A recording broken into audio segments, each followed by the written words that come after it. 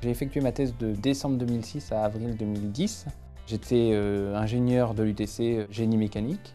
Et donc j'ai attaqué cette thèse, qui est une thèse un petit peu particulière puisque c'est une thèse CIFRE, Convention industrielle de formation par la recherche, où j'étais salarié chez Valeo. J'ai travaillé sur la machine électrique qui vous permet de démarrer votre moteur lorsque vous tournez la clé de contact de votre véhicule.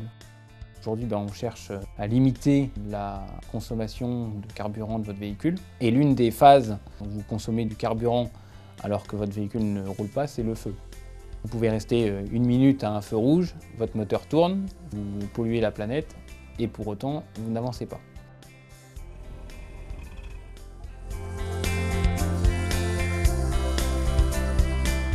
Le système de stop and go qui existe et qui est apparu il y a ça quelques années résulte des travaux du laboratoire d'électromécanique de Compiègne. Cette façon de redémarrer le moteur thermique se fait par l'alternateur. Cette solution nécessite l'implantation de composants électroniques qui sont coûteux et donc pas mal de constructeurs ont souhaité aboutir à la même fonction mais par le démarreur.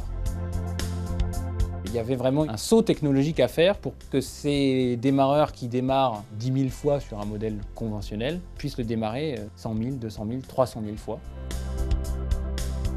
Le système stop-start via le démarreur doit être environ 5 fois moins cher que la solution avec l'alternateur et elle permet une économie de 10 à 15% de carburant sur un trajet urbain. Je pense que ça a été mis en production en 2010. Et aujourd'hui, je dirais qu'on doit équiper 10-15% des véhicules neufs. Je pense qu'au-delà de l'application pure démarreur, l'avenir du véhicule électrique y arrivera un jour ou l'autre.